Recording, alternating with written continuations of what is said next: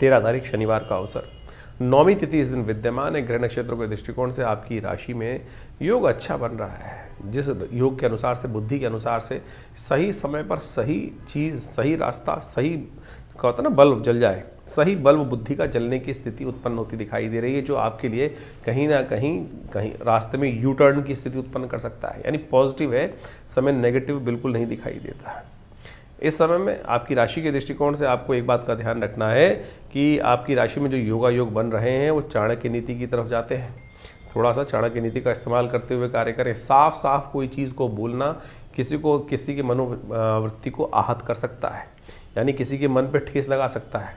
चाहे आप कितने अच्छा बोल रहे हो, किसी के कल्याण की बात भी बोलनी हो तो बड़ी शालीनता के साथ उस बात को पढ़ने का प्रयास कीजिएगा, नहीं तो वो व्यक्ति आपका अननेसेसरी का दुश्मन बन सकता है। इस बात का ध्यान रखते हुए कार्य करें। देखिए, शनि महाराज की इस वक्त जो गति है बहुत तेज है और आपकी राशि के दृष्टिकोण से जहाँ बैठे हुए हैं वो और सही दिशा में आपको ले जा रहे हैं, लेकिन बुद्धि में कहीं ना कहीं थोड़ी थोड़ी जिद, अड़ियलपना उत्पन्न करते दिखाई दे रहे हैं। तो शनि का उपचार अवश्य शनिवार के शनिवार अवश्य किया कीजिए।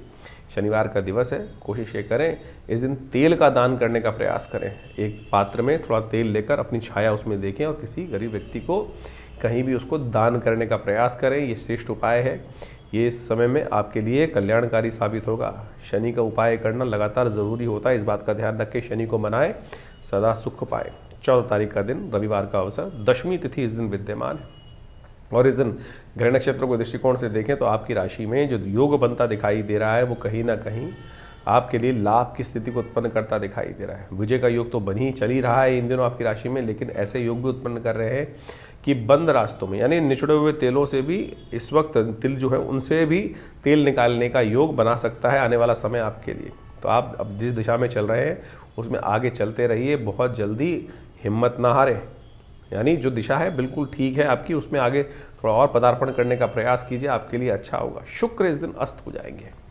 ये शुक्र का अस्त होना कहीं ना कहीं आपकी राशि के दृष्टिकोण से, मंगल और शुक्र दोनों के अस्त अवस्था में क्या होता है कि थोड़ी उम्मीद को तोड़ता दिखाई देता है।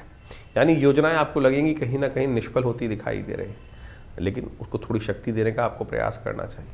ऐसे में शुक्र की शक्ति जो बनती है वो बनती है विशेष तौर पर आपकी राशि के दृष्टिकोण से आपको गऊ की सेवा करने का प्रयास करना चाहिए। गाय को हरा चारा इत्यादि दिलवाने का प्रयास करें, गऊ सेवा करें, गाय के निमित्त थोड़ा सा कहीं ना कहीं सहयोग अवश्य करने का प्रयास करें। वो आपके लिए बहुत सुंदर स्थिति उत्पन्न करने की योग बनाएगा। नए कार्यों में हाथ ना डालें, इस बात का ध्यान रखें तो अच्छा रहेगा आपके लिए।